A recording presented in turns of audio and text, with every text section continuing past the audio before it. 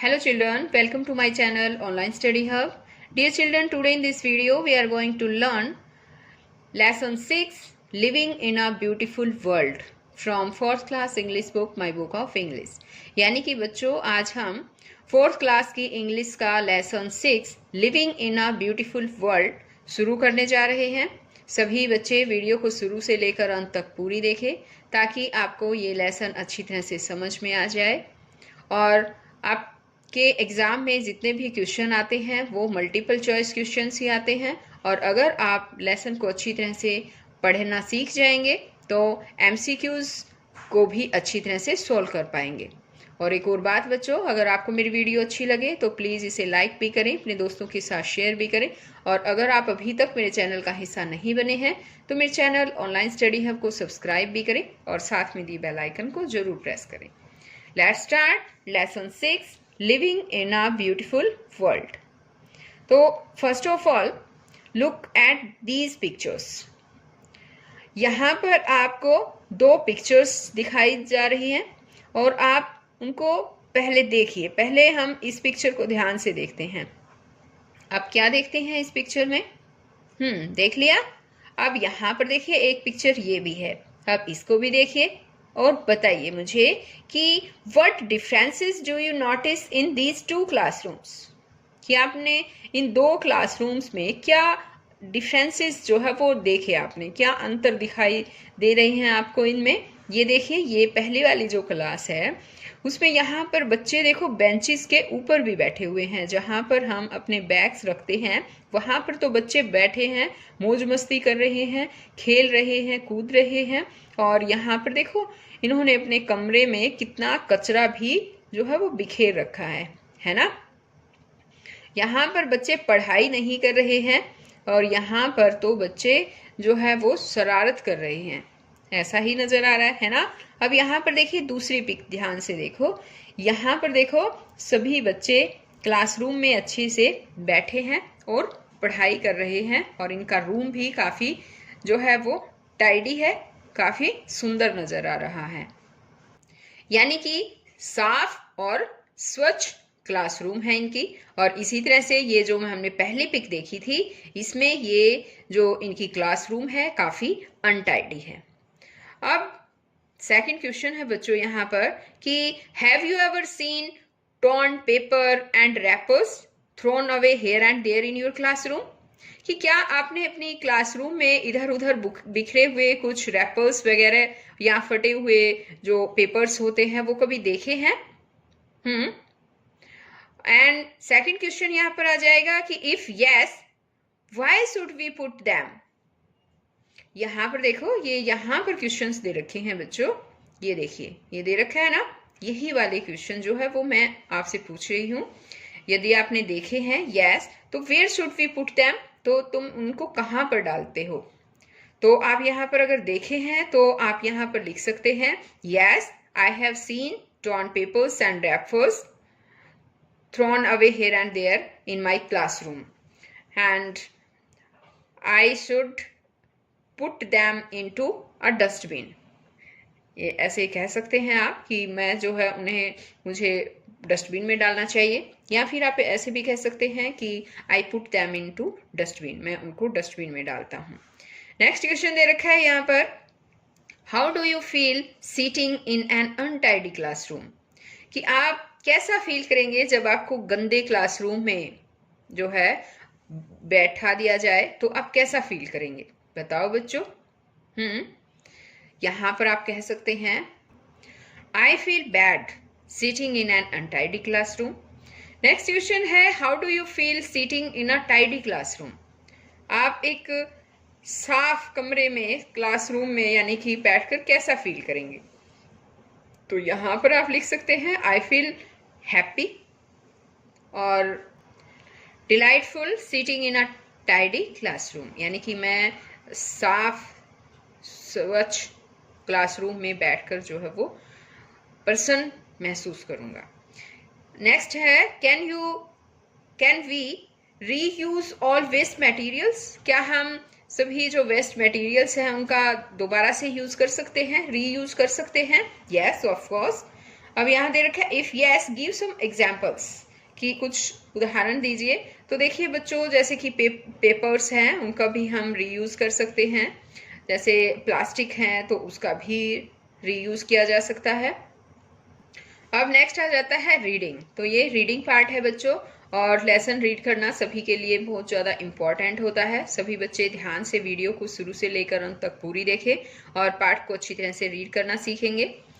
यहाँ देखिए दे रखा है a small boy and his grandfather are going for a walk. इसमें दिया है कि एक छोटा लड़का और उसके दादाजी सैर के लिए जा रहे हैं। On the way they see municipal workers collecting rubbish in a garbage trolley. On the way यानी कि रास्ते में, वे म्युनिसिपल वर्कर्स जो हैं नगर पालिका के कर्मचारियों को ट्रॉली में कूड़ा इकट्ठा करते हुए जो है ट्रॉली में कूड़ा इकट्ठा करते हुए देखते हैं। सी देखना। अब पुनीत कहता है grandpa who are these people and what are they doing. कहता है कि दादाजी ये कौन लोग हैं और ये क्या कर रहे हैं। अब ग्रैंडफादर कहते हैं दे आर म्युनिसिपल वर्कर्स, ये नगर पालिका के कर्मचारी हैं।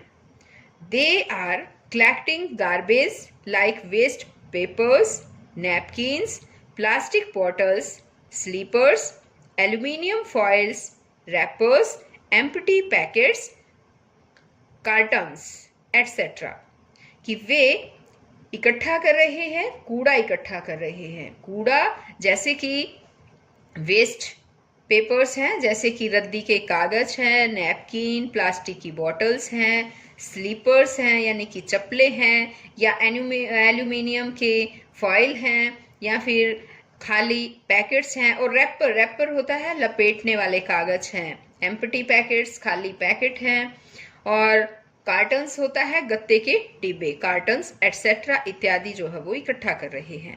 अब पुनीत कहता है हु थ्रोज देम आउट, इन्हें बाहर कौन फेंकता है। वो पुनीत जो अपने दादाजी से क्वेश्चन करता है। अब उसके दादाजी बोलते हैं grandpa people use many things every day, लोग हर रोज बहुत सी चीजों का यूज करते हैं।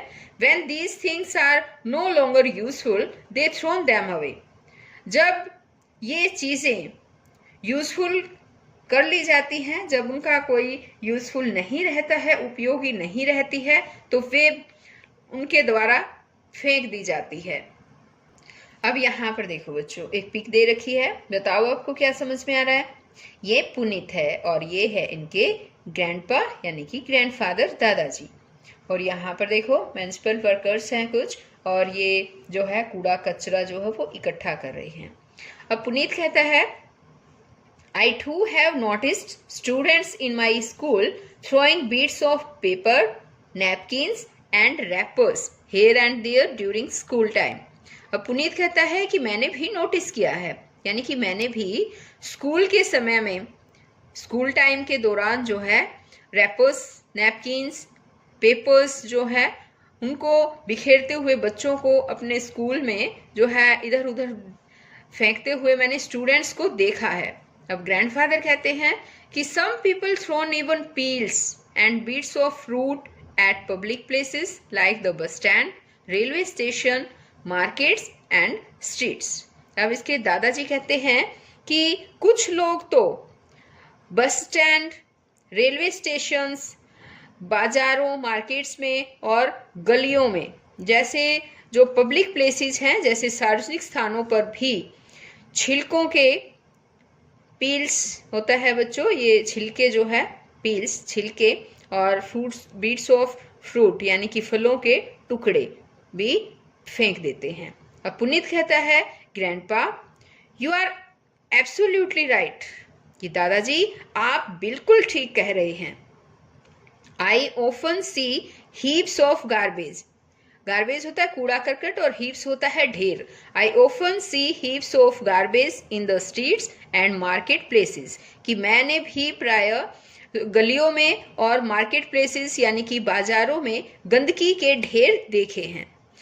This makes our streets and market places look very ugly and unpleasant. Ugly means होता है बच्चों भद्दे। और ये अब यहाँ पर पुनीत ही कह रहा है कि ये जो है हमारी गलियों को और बाजारों को जो है वो अगली बना देते हैं, गंदे और भद्दे जो हैं वो इससे दिखाई पड़ते हैं। क्या?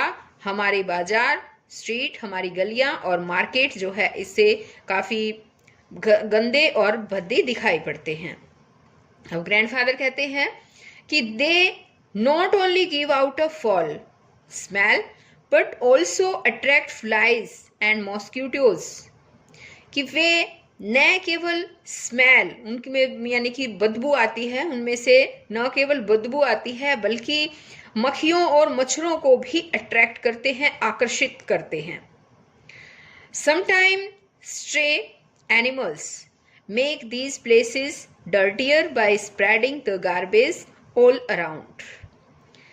कभी कभी जो है समटाइम्स, कभी कभी स्ट्रे एनिमल्स, इसका मतलब है आवारा पशु। आवारा पशु जो है वो भी कूड़े को चारों ओर फैलाकर जो है इन प्लेसेस को, इन स्थानों को और भी डर्टियर बना देते हैं, और भी गंदा बना देते हैं। अब पुनीत कहता है लुक ग्रैंडपा, दादाजी देखिए, the dirty water over there is flowing on the road and making the place dirty and filthy. Filthy का मतलब है यहाँ पर बदबूदार, ये बदबूदार आएगा बच्चों। डर्टी का मतलब होता है गंदा। ये एक बार मैं यहाँ पर ये लिख देती हूँ, बदबूदार। अब यहाँ पर पुनीत कहता है कि देखिए दादाजी, जो डर्टी वाटर है, डर्टी वाटर यानी कि गंदा पानी सड़क पर, रोड पर जो है वो बह रहा है और इस स्थान को और भी गंदा और बदबूदार बना रहा है। अब ग्रैंडफादर बोलते हैं कि do you understand what makes this places look so bad. कहते हैं क्या तुम जानते हो, क्या तुम समझते हो, जानते हो कि इन प्लेसेस को, इन स्थानों को क्या चीज जो है वो इतनी गंदा या इतनी बुरी बनाती है। पुनीत कहता है I think that wrappers and plastic waste materials clog the drains and make the dirty water stagnate। अब यहाँ पर पुनीत कहता है कि मेरा विचार है कि रैपर्स जो है यानी कि लपेटने वाले जो कागज होते हैं, चीजों को जिसमें लपेटते हैं, वो रैपर्स, और प्लास्टिक का जो वेस्ट मटेरियल होता है यानी कि प्लास्टिक की जो बेकार जो चीजें होती है वो नालियों को चौक कर देती है। यानी चौक का मतलब होता है रोकना, नालियों को रोक देती हैं, जिससे कि गंदा पानी जो है वो जमा हो जाता है, स्टैग्नेट हो जाता है। स्टैग्नेट होता है बच्चों स्थिर होना, जमा होना। ग्रैंडफादर कहते हैं यस, हाँ, यू आर राइट, तुम बिल्कुल सही कह रहे हो, तुम ठीक कहते हो। The overflowing water becomes the breeding place for mosquitoes and all sorts of diseases।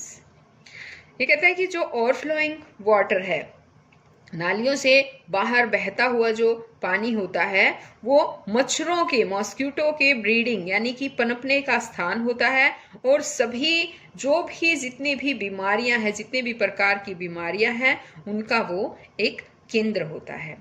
अब पुनीत कहता है I think if all of us use less of plastic materials and throw our waste materials into the dustbins, it may reduce filth around us and make our cities and villages clean and beautiful। अब पुनीत यहाँ पर कहता है कि I think, मेरे विचार से, if यदि हम सब प्लास्टिक के सामान का कम प्रयोग करें और अपनी जो वेस्ट मटेरियल है, अपनी जो बेकार की वस्तुएं हैं, उन्हें डस्टबिन में डालें, डस्टबिन में फेंके, तो इससे हमारे अराउंड अस, हमारे चारों ओर गंदगी कम हो जाएगी। फिल्थ मीन्स होता है गंदगी, गंदगी कम हो जाएगी और हमारे शहर और हमारे गांव जो है वो क्लीन एंड ब्यूटीफुल बन जाएंगे, साफ सुथरे और सुंदर बन सकते हैं।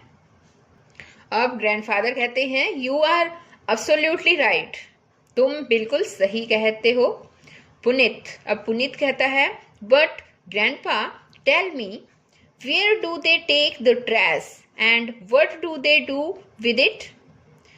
लेकिन दादाजी, अब पुनीत कहता है अपने दादाजी से कि परंतु दादाजी मुझे ये तो बताइए कि वे ट्रैश कूड़ा करकट को कहाँ ले जाते हैं, ट्रैश मीन्स कूड़ा करकट को कहाँ ले जाते हैं और इसका वे क्या करते हैं? अब ग्रैंडफादर कहते हैं, इट्स वेरी सिंपल, सीधी सी बात है। The trash from local areas is carried in large containers and dumped in open places to landfill sites outside the city. अब यहाँ पर जो है वो ग्रैंडपा कहते हैं कि जो ट्रैश है, जो कूड़ा कचरा है, यानी कि स्थानीय क्षेत्रों का, जो भी लोकल एरियाज का, जो स्थानीय क्षेत्रों का जो ट्रैश है, कूड़ा करकट है, वो बड़े बड़े कंटेनर्स में भरकर ले जाया जाता है और किसी ओपन एरिया में, वहाँ शहर के बाहर, आउटसाइड सिटी यानी कि शहर के बाहर कूड़ा डालने के लिए खाली पड़े स्थानों पर जो है वो वहाँ जमा कर दिया जाता है। When the landfill is full, और जब वो स्थान भर जाता है, a layer of dirt is spread over the garbage, तो कूड़े के ऊपर मिट्टी की एक परत बिछा दी जाती है। It prevents the trash from blowing around and keeps animals away, और इससे कूड़ा करकट जो है, ट्रैश जो है वो इधर उधर उड़ने से भी जो है वो बच जाता है। प्रिवेंट्स मीन्स बचना, बच जाता है, और एनिमल्स से भी यानी कि पशुओं से भी जो है वो, उससे पशु भी जो है वो दूर रहते हैं, यानी पशुओं से भी उसको दूर रखा जाता है। In some areas the trash is burned in huge furnaces, कुछ क्षेत्रों में ट्रैश को यानी कि कूड़े को विशाल भट्टियों में जला दिया जाता है। फर्नेसेस मीन्स होता है भट्टियां, भट्टी जो होती है।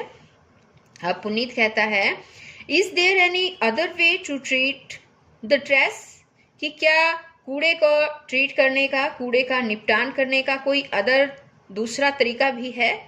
अब ग्रैंडफादर कहते हैं कि of course another way to treat the trash is to recycle it, कि ऑफ कोर्स निसंदेह इसका जो है एक दूसरा तरीका भी है, वो इसको कूड़े करकट को रिसाइकिल करने का है, यानी दूसरा तरीका है कि इसे दोबारा से प्रयोग में लाया जाए।